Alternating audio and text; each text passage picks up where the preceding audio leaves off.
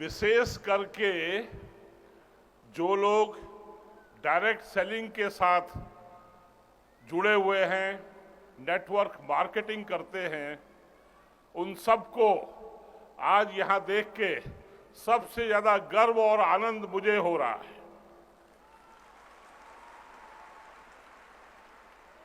वह इसलिए कि 2016-17 में मैं भारत सरकार का उपभोक्ता मामले विभाग का सचिव था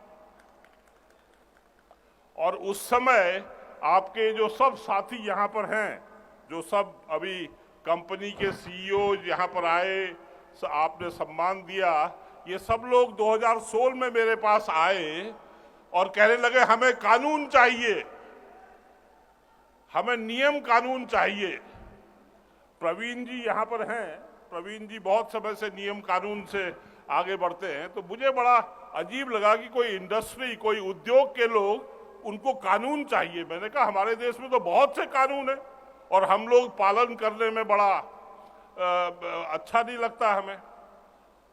इन्होंने कहा नहीं, हमें बहुत जरूरत है, क्योंकि हम लोगों को एक दूसरा कानून बड़ा सता रहा है।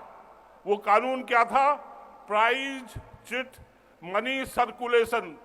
डायरेक्ट सेलिंग के नाम पे लोग माल तो कुछ बेचते नहीं थे, लेकिन पैसा घुमाते थे, लोगों को बेवकूफ बनाते हैं। वो लोगों की वजह से डायरेक्ट सेलिंग बहुत बदनाम हो रही है। तो डायरेक्ट सेलिंग को प्रत्यक्ष बिक्री, डायरेक्ट सेलिंग की हिंदी होती है प्रत्यक्ष बिक्री, प्रत्यक्ष बिक्री को पहचान की जरूरत थी। तो हमें लगा ये तो बहुत आसान काम है, पहचान दे दो। तो भारत सरकार के उपभोक्ता मामले विभाग के मंत्रालय ने, जो करीब 10-15 साल से जलेबी बना रहा था, हमने उसको लड्डू में बदल दिया और डायरेक्ट सेलिंग की गाइडलाइन निकाल दी। बड़ा अच्छा लगा।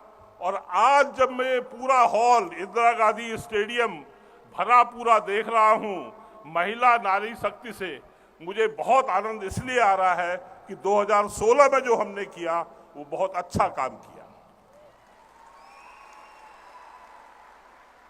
और उसके बाद 2019 में कंज्यूमर प्रोटेक्शन एक्ट, उसमें डायरेक्ट सेलिंग की डेफिनेशन आ गई। सेक्शन 2 सबसेक्शन 13, सबने पढ़ा है सेक्शन 2 सबसेक्शन 13? नहीं तो आज जाके फिर से पढ़िएगा। उसमें है sale of goods, marketing of goods and services through a network of sellers.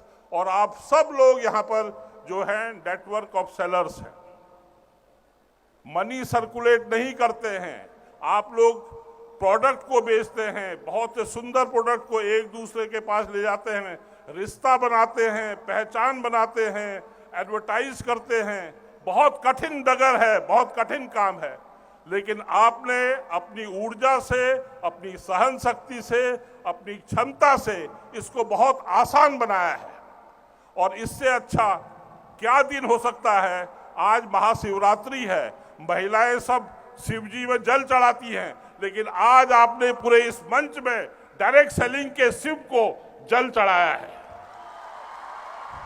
मैं आप सबको बधाई देता हूं। मंच में यहां पर प्रवीण जी आए हैं, इनको मैं भी 2016 साल से जानता हूं। इनकी इंडस्ट्री, जिसका ये संगठन के नेता हैं, वो इंडस्ट्री हमारे देश में कितनी है? $1 ट्रिलियन, $1,000 की इंडस्ट्री है। उसमें डायरेक्ट सेलिंग का हिस्सा सिर्फ $2 बिलियन है, 0.2%। लेकिन अपने सबसे छोटे भाई को, सबसे छोटी बहन को आज कैट जो है सहारा दे रहा है। इससे अच्छा और कुछ हो ही नहीं सकता।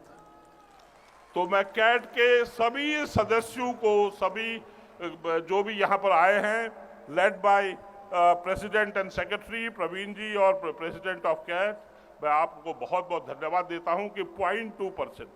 लेकिन जो डायरेक्ट सेलिंग के साथ संजीव जी वहां बैठे हैं, president HCI, association of direct selling in entities of India Etsy, आप 2021 में जब डायरेक्ट सेलिंग रूल्स आए उसमें डायरेक्ट सेलिंग एंटिटी ये लिखा हुआ है।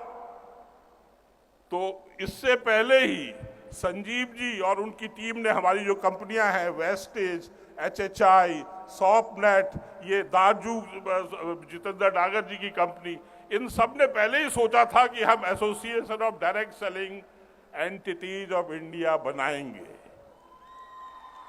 हम लोग एथिकल डायरेक्ट सेलिंग करेंगे, हम लोग अच्छे से अच्छा उत्पाद बनाएंगे, देश में बेचेंगे, विदेश में बेचेंगे। और आज इनकी मेहनत फल लाई है।